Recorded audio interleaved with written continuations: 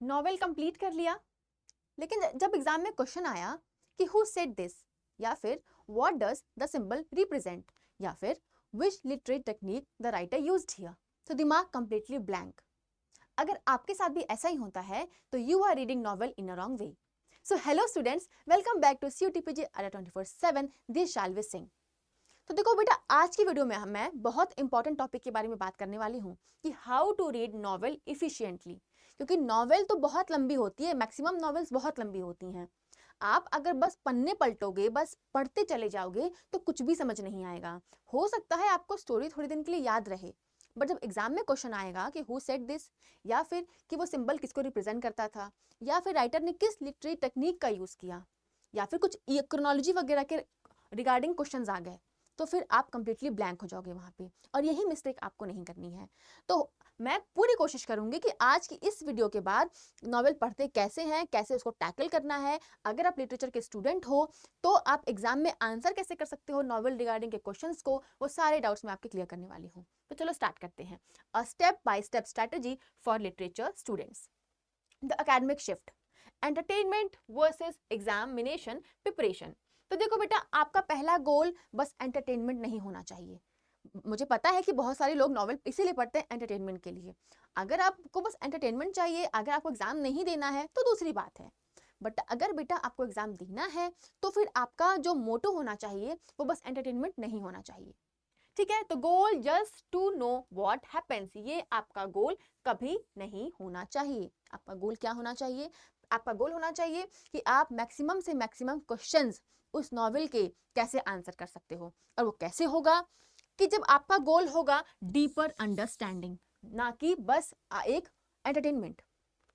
तो the author's purpose, आपको author का पर्पस समझना होगा, पहला पॉइंट।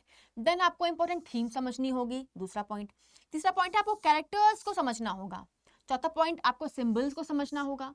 पांचवा पॉइंट, आप राइटर ने किस लिटरेरी टेक्निक का यूज किया है आपने वो समझना होगा। देन उस वर्क का थोड़ी सोशल और हिस्टोरिकल हिस्ट्री आपको समझनी होगी, और उस वर्क का क्रिटिकल इंटरप्रिटेशन समझना होगा या फिर करना होगा। अभी ये पॉइंट्स मैं डिटेल में एक एक करके डिस्कस करूंगी ताकि आपको मेरी बातें ऐसा हवा में ना लगे। The deeper understanding is what literature exam test. हमेशा जो है आपके एग्जाम में क्वेश्चन रट्टाफिकेशन वाला नहीं आएगा, रटने वाला नहीं आएगा। एग्जामिनर को आपसे चाहिए डीपर अंडरस्टैंडिंग। ठीक है, तो देखो, हमारा पहला पॉइंट क्या रहेगा, हमारा पहला मकसद क्या रहेगा कि हम अपने ऑथर को समझें। किसी भी ऑथर को, चाहे वो जेन ऑस्टिन हुए, चाहे वो चार्ल्स डिकेंस हुए, तो हमें अपने ऑथर को समझना है, उनके माइंड को समझना है कि वो किस पीरियड से बिलोंग करते हैं। अगर आप जेन ऑस्टन को पढ़ रहे हैं, अगर आप चार्ल्स डिकेंस को पढ़ रहे हैं, तो पहले जान लो कि वो किस एज से बिलोंग करते हैं, किस एरा में फॉल करते हैं। जैसे चार्ल्स डिकेंस विक्टोरियन सोसाइटी या विक्टोरियन एरा में आते हैं, तो उस टाइम पे सोसाइटी कैसी थी, उनके और भी मेजर वर्क्स को जानो, वो किस लिटरेरी मूवमेंट में आते थे। ठीक है, देन नेशनैलिटी क्या थी, कई बार एग्जाम में क्वेश्चन राइटर्स के नेशनैलिटी से भी आता है, तो हमें ये भी पढ़ना पड़ेगा। उनकी राइटिंग स्टाइल कैसा है, जैसे चार्ल्स डिकेंस अपने मैक्सिमम नॉवेल में इंडस्ट्रियलाइजेशन, मॉडर्नाइजेशन को क्रिटिक करते हैं। जेन ऑस्टन जो है किस राइटिंग में लिखती हैं वो आपको पढ़ना होगा। हिस्टोरिकल कंटेक्स्ट और थोड़ा बहुत उस वर्क का और हमारे राइटर का हिस्ट्री जानना पड़ेगा आपको। इसीलिए मेन राइटर्स को जब भी मैं पढ़ाती हूँ तो उनकी बायोग्राफी, उनकी हिस्ट्री, सारी चीज़ें मैं पढ़ाती हूँ। Knowing the author's background help you to understand why the novel was written and why what ideas it explores. जैसे एग्जांपल लेती हूँ मैं फिर से चार्ल्स डिकेंस का। अगर आपको चार्ल्स डिकेंस की बायोग्राफी पता है, बैकग्राउंड पता है, तो आप उनके जो वर्क्स हैं लाइक ग्रेट एक्सपेक्टेशंस और a tale in a two cities, जो मतलब उनके जो मैक्सिमम वर्क्स हैं उनको पढ़ना आपके लिए ईजी हो जाएगा। क्योंकि उनके जो मैक्सिमम वर्क्स हैं उसमें वो इंडस्ट्रियलाइजेशन को क्रिटिक करते हैं, चाइल्ड लेबर को क्रिटिक करते हैं, क्योंकि उन्होंने खुद ये सारी चीज़ें सफ़र की हैं। ठीक है, तो पहला पॉइंट है हमारा कि हम अपने ऑथर को समझेंगे। दूसरा पॉइंट है हमारा कि ग्रैप्स द हिस्टोरिकल कंटेक्स्ट, हम हिस्टोरिकल कंटेक्स्ट को समझेंगे कि वो जो, क्योंकि जो एवरी नॉवेल है वो क्या करती है, वो कहीं ना कहीं सोसाइटी को रिफ्लेक्ट करती है। तो नॉवेल किस लिटरेरी मूवमेंट में लिखी गई, उसका कल्चर बैकग्राउंड क्या था, किस सोशल और पॉलिटिकल कंडीशन पे वो फोकस करती है, और उसका हिस्टोरिकल पीरियड क्या था। एग्जाम्पल क्या है कि अगर आपने इंडस्ट्रियल रिवोल्यूशन को, मॉडर्नाइजेशन को, चाइल्ड लेबर को समझ लिया, तब चार्ल्स डिकेंस के नॉवेल्स को पढ़ना आपके लिए अपने आप इजी हो जाएगा। ठीक है, तो context makes the story more meaningful. Context समझ जाओगे ना बच्चा, तो स्टोरी का मतलब जल्दी समझ में आएगा। Next, read the plot first. मैं तो बोलूंगी कि एक बार आप समरी को ना छोटे तरीके से पढ़ जाओ। बहुत लंबा नॉवेल है, उसकी छोटी सी समरी भी आती है, छोटा सा प्लॉट भी आता है, तो पहले उसको पढ़ जाओ, ठीक है। उसके बाद, क्योंकि जब आप पूरा पोथा लेके बैठोगे, पूरा नॉवेल लेके बैठोगे, तो आपको कंफ्यूजन नहीं होगा। जो इवेंट्स हैं उससे आप रिलेट करने लग जाओगे, और आप जो है उस पर और फोकस कर सकते हो। Focus on analysing instead of only trying to understand the plot. आप उसको एनालाइज कर पाओगे, ना कि बस प्लॉट्स को समझते रह जाओगे, बिकॉज प्लॉट्स कभी कभी बहुत ही कॉम्प्लेक्स होते हैं, ठीक है। तो once you know the story, reading the novel becomes much more smoother. एक बार स्टोरी समझ गए ना कि स्टोरी में क्या हुआ था, तब उसके मीनिंग को समझना अपने आप इंपॉर्टेंट हो जाएगा, ठीक है। अब read in a small section. Step 4 है हमारा कि हम नॉवेल को छोटे छोटे पार्ट्स में पढ़ेंगे, ना कि हम एकदम मतलब एक ही दिन में सोचे कि हम पूरा नॉवेल ही खत्म कर लेंगे, ये नहीं हो पाएगा, ठीक है। तो do not try to finish the novel in 1 or 2 settings, क्योंकि सिटिंग्स पॉसिबल ही नहीं है कि बहुत बड़ा सा नॉवेल हम एक ही बार में खत्म कर दें। तो हमें क्या करना है, हमें उसको चैप्टर्स में डिवाइड कर देना है, ठीक है।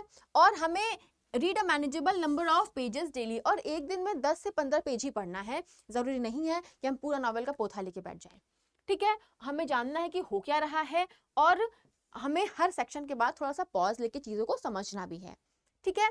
Consistent reading improves understanding and prevents fatigue. Then we have to analyse the main character. जैसे अगर जेन ऑस्टिन बोल रही हूँ, सॉरी, अगर एमिली ब्रॉन्टे का नॉवेल है वुदरिंग हाइट्स, उसमें जो हीथक्लिफ का कैरेक्टर है, हमें उसे समझना पड़ेगा। हमें उसके पर्सनालिटी को समझना है कि उसके अंदर कैसी भावनाएं हैं, वो किस चीज पे फोकस करता है, उसके रिलेशनशिप, कैथरीन से उसका रिलेशनशिप कैसा था, उसके उसके उसके भाई से उसका रिलेशनशिप कैसा था, हमें वो पढ़ना पड़ेगा। मोटिवेशन, देन स्ट्रेंथ और वीकनेस, जैसे कैथरीन उसकी स्ट्रेंथ भी थी, कैथरीन उसकी वीकनेस भी थी, तो हमें वो भी पढ़ना पड़ेगा। कैरेक्टर का डेवलपमेंट पढ़ना पड़ेगा, और कन्फ्लिक्ट्स, उसके क्या क्या किससे कन्फ्लिक्ट्स हैं, क्या उसकी प्रॉब्लम्स हैं, हमें वो सारी चीजें पढ़नी और समझनी पड़ेंगी, तभी आप हीथक्लिफ को अच्छे से समझ पाओगे, ठीक है। Next is identify themes and symbols. किसी भी बेटा नॉवेल में थीम्स और सिंबल्स बहुत इंपॉर्टेंट होते हैं, एग्जाम में आपसे क्वेश्चन पूछ सकता है, ठीक है। तो the hidden layers of the text. Themes जैसे कि लव हो गई, एम्बिशन हो गई, पावर हो गई, identity, freedom, class, colonialism, morality और जेंडर, ये कुछ थीम्स हैं जो मेजरली नॉवेल्स में होते हैं। और जो कुछ सिंबल्स हैं, जैसे कि recurring symbols, images, objects carry the deeper meaning. बहुत बार जो सिंबल्स होते हैं वो बहुत ही इंपॉर्टेंट मीनिंग, बहुत ही डीपर मीनिंग क्रिएट करते हैं। तो अगर आपने कोई नॉवेल पढ़ा है और उसमें कोई ऐसा सिंबल है जिसका कोई बहुत ही इंपॉर्टेंट मीनिंग है, तो मुझे कमेंट सेक्शन में कमेंट करके बताते जाइए, ठीक है। तो these carry deeper meanings and are frequently asked in examination. तो थीम्स और सिंबल से आपके एग्जाम्स में क्वेश्चंस आते हैं। Okay, done. Then we have to make a smart notes. हमें पूरा नॉवेल का कहानी नहीं जानना है, पूरा पोथा नहीं लिखना है, हमें अपने स्मार्ट नोट्स बनाने हैं। तो एकदम छोटी सी चैप्टर की समरीज बना लेनी है, कैरेक्टर्स को हमें लिख लेना है, थीम्स को लिख लेना है, जो इंपॉर्टेंट इवेंट्स हैं जिससे कुछ टर्निंग पॉइंट आ रहा है नॉवेल में, वो लिख लेना है, सिंबल्स को लिख लेना है, और अगर कोई इंपॉर्टेंट कोटेशन है किसी भी नॉवेल का तो हमें वो लिख लेना है, ठीक है। Short notes save time during revision and helps you to retain information more effectively. Short note जो बेटा है वो एग्जाम में आपका बहुत सारा टाइम बचाएंगे रिवीजन करने के लिए, ठीक है। तो आप मुझे बताओ कि चार्ल्स डिकेंस के किस नॉवल का ये लाइन है कि it was the best of the time and it was the worst of the time. Read the critical interpretation. अब देखो, आप बड़े लेवल पे आ चुके हो, तो आपको नॉवेल को एक बड़े लेवल पे पढ़ना भी है। हमें नॉवेल को क्रिटिकली एनालाइज भी करना है, उसको इंटरप्रेट भी करना है। After finishing the novel, explore how scholars interpret it. जैसे कि कोई नॉवेल अगर कोई नॉवेल आप पढ़ रहे हो तो उसको अलग अलग लेंसेज से समझने का ट्राई करो कि उसमें फेमिनिज्म का थीम था कि नहीं, मार्क्सिज्म का थीम था कि नहीं, साइको एनालिसिस था या नहीं, पोस्ट कॉलोनियल का थीम था या नहीं, और स्ट्रक्चरलिज्म और रीडर रिस्पॉन्स वाली अप्रोचेस फॉलो हुई या नहीं। आपको इन लेंसेज से उस वर्क को पढ़ना है, ठीक है, समझ रहे हो। जैसे कि आपने कोई भी वर्क पढ़ा तो देखो उसमें फेमिनिज्म था या नहीं, फेमिनिस्ट क्रिटिसिज्म के लेंस से उस वर्क को देखो कि उसमें क्लास स्ट्रगल, मार्क्सिज्म या मार्क्सिस्ट क्रिटिसिज्म था या नहीं, उसमें पोस्ट कॉलोनियलिज्म की थीम थी या नहीं। These perspective deeper your understanding and especially useful for higher studies and competitive exams. अगर आप इस तरीके से पढ़ोगे तभी आप नॉवेल को लाइक स्कॉलर्स की तरह अच्छे से समझ पाओगे. ठीक है. Then we have to revise and practice question. Novel को खत्म करने के बाद बेटा ये नहीं कि बुक बंद किया रख के सो गए. बेटा अगर एग्जाम की तैयारी करनी है तो क्वेश्चन तो प्रैक्टिस करना ही पड़ेगा. तो reading alone is not enough. We have to revise our notes, we have to review the important quotations, we have to solve some PYQs, attempt MCQs और डिस्कस करना है नॉवेल को अपने टीचर के साथ, अपने कलीग्स के साथ, अपने फ्रेंड्स के साथ. ठीक है. तो फाइनल स्ट्रेटेजी की बात कर लेते हैं. तो छोटी सी प्री रीडिंग करनी है आपको, जो मैंने शॉर्ट समरी बताया है. एक्टिव रीडिंग अच्छे से पढ़ जाओ और उसको डीपली एनालाइज करो. ये कुछ इंपॉर्टेंट पॉइंटर्स हो गए जो मैंने बताया था कि ऑथर के बारे में जानो, हिस्टोरिकल कंटेक्स्ट को समझो, समरी को समझो, नॉवेल्स को स्मॉल सेक्शंस में पढ़ोगे आप लोग, के कैरेक्टर को एनालाइज करोगे. हीथक्लिफ का कैरेक्टर एनालाइज करना है. सिंबल्स और थीम्स को पढ़ोगे, नोट्स बनाओगे, क्रिटिकली इंटरप्रेट करोगे और रिवाइज करोगे और क्वेश्चंस को प्रैक्टिस करोगे. ठीक है.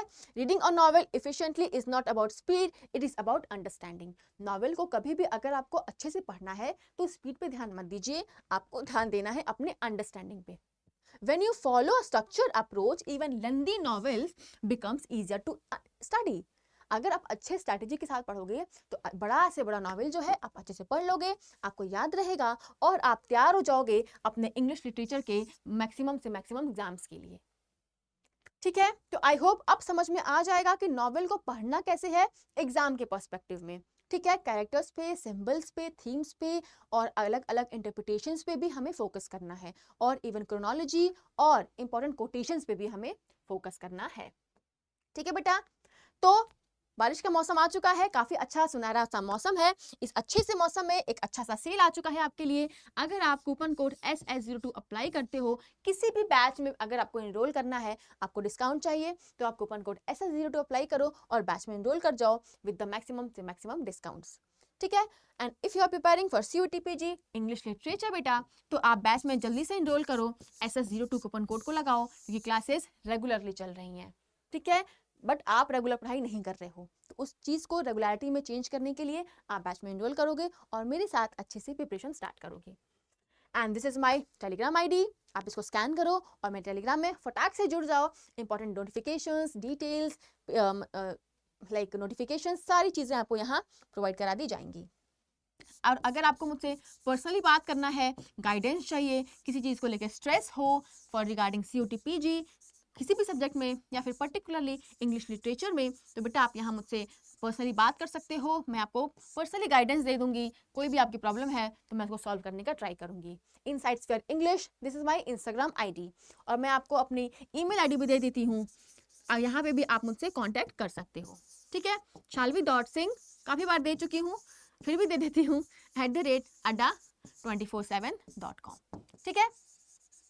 तो पर्सनली बात कर लोगे तो 1-to-1 कॉन्वर्जेशन भी हो जाएगी और कोई भी अगर आपको इन्फॉर्मेशन चाहिए तो भी मैं उसके रिगार्डिंग आपको दे दूंगी. बैच में आना है तो SS02 का यूज करो और बैच में फटाक से ऐड हो जाओ.